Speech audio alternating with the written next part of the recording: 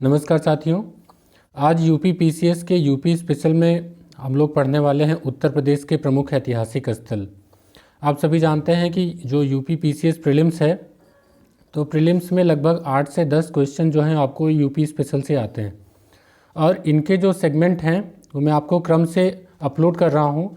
Map based जब आप इसको पढ़ते हैं तो बहुत अच्छे से इसको आप याद कर पाते हैं क्योंकि जो कंटेंट होता है वो इसमें बहुत ज़्यादा होता है और वो काफ़ी कुछ भूलने के चांसेस होते हैं क्योंकि सिलेबस ब्रॉड होता है। ऐसे में मैप पे पढ़ना हमारे लिए बहुत फ़ायदेमंद होगा।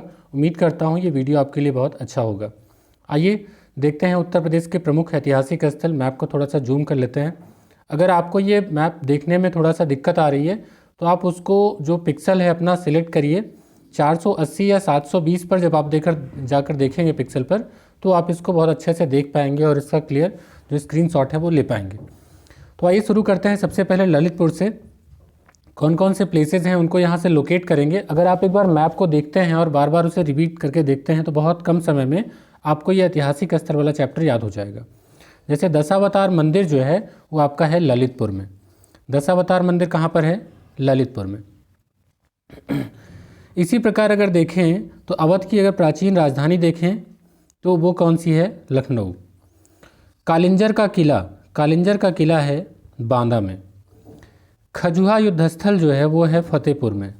अगर मैप पर इसको आप लोकेट करेंगे तो आप इसको बड़े आसानी से जब कंटेंट पढ़ेंगे तो आपको ज़रूर वो याद हो जाएगा। रामविलास पैलेस जो है ये रायबरेली में है। इसका कुछ नाम में थोड़ा सा डाउट है, लेकिन एक ऐसा ही जो पैलेस है वो रायबरेली में स्थित है। अब ये यहाँ पर प्रिंट हुआ है लेकिन मैं सर्च कर रहा था तो बहुत दिख नहीं रहा था, तो इसको सर्च आउट करिएगा। वत्स राज्य घोषिताराम बिहार, तो ये जो वत्स आपका था ये कौशाम्बी क्षेत्र था महाजनपद काल में। तो वत्स राज्य घोषिताराम बिहार जो है वो कहाँ पर स्थित था?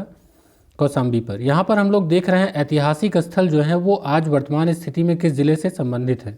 जो सराय नाहर राय है ये है प्रतापगढ़ में स्थित है। चुनार का किला आपका स्थित है मिर्ज़ापुर में। इसी प्रकार सारनाथ देखें तो आपका है वाराणसी में।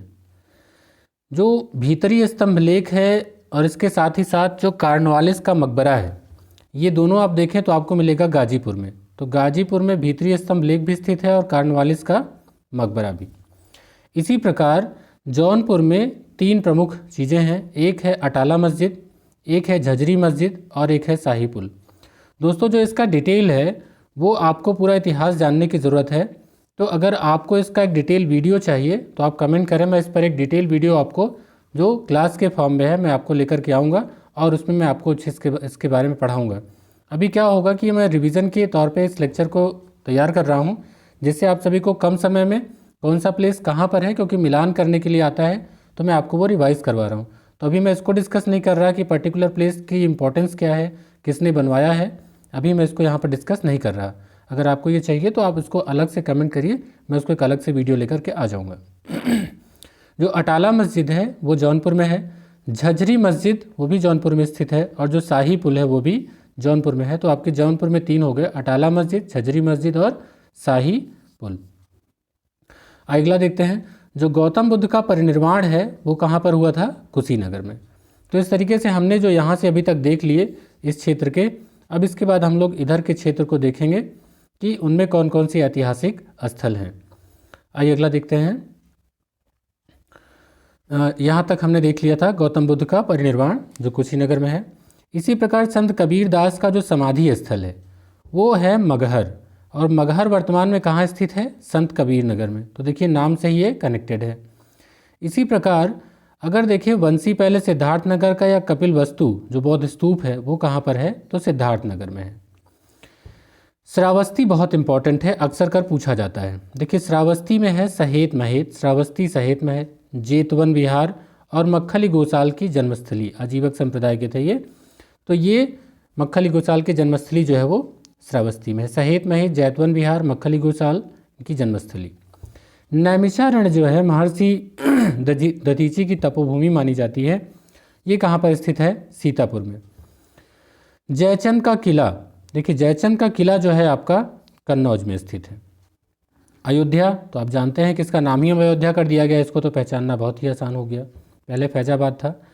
सूरत भवन जो है वो है लखीमपुर खीरी में। इसी प्रकार बांसखेड़ा ताम्रपत्र मिला है शाहजहाँपुर से, बांसखेड़ा ताम्रपत्र शाहजहाँपुर से। बदायूं भी कई बार पूछा जा चुका है, ये अब्दुल कादिर बदायूनी की जन्मस्थली है और शेख निजामुद्दीन औलिया की जन्मस्थली भी है। तो बदायूं, देखिए क्वेश्चन यहाँ से बहुत पूछे जाते हैं, मैं आपके लिए जो इम्पोर्टेंट फैक्ट है वही लेकर के आता हूँ अपने लेक्चर में, ताकि आप एग्ज़ाम के पहले उसको बहुत कम समय में रिवाइज़ कर पाएँ। दोस्तों, क्या पढ़ना है और क्या छांटना है, इसमें ज़्यादा ज़रूरी सीखना ये है कि हमें क्या छांटना है। क्यों? क्योंकि मैटर बहुत ज़्यादा होता है और हम एक चीज़ की अगर डिटेल में जाएंगे तो आप देखेंगे यूपी से पूरा हिस्ट्री कनेक्टेड है। अगर हम ऐतिहासिक स्थल को ही ले लें तो कम से कम 10 लेक्चर तो केवल यूपी पे ही बन जाएगा ऐतिहासिक लेक्चर पर। तो आपको ये पहले ध्यान रखना है कि वर्तमान स्थिति से कनेक्ट करना है। तो आपने बदायूं को देखा, जिसके इंपॉर्टेंट प्लेस हैं उन्हें। आइए देखते हैं, अहिछत्रा जो उत्तरी पांचाल की राजधानी थी वो वर्तमान में कहाँ पर स्थित है, तो बरेली। इसी प्रकार मेरठ को देख लेते हैं। देखिए मेरठ में 3 प्रमुख है, एक तो बेगम समरू द्वारा निर्मित चर्च है सरधना की, दूसरा एक हड़प्पा स्थल। आप जानते हैं कि जो हड़प्पा सभ्यता है उसका जो पूर्वी स्थल है आलमगीरपुर, वो आपके मेरठ में स्थित है। तो आप जानते हैं कि सुतकागे रोड आपका जो पश्चिमी है, इसी प्रकार से आलमगीरपुर जो आपका पूर्वी है। तो उत्तर दक्षिणी आपको जो हड़प्पा का लेक्चर है उसमें इसको आपको बताया गया है। तो आलमगीरपुर जो आपका मेरठ में स्थित है। इसी प्रकार हस्तिनापुर जो कौरवों की राजधानी थी वो भी मेरठ में स्थित है।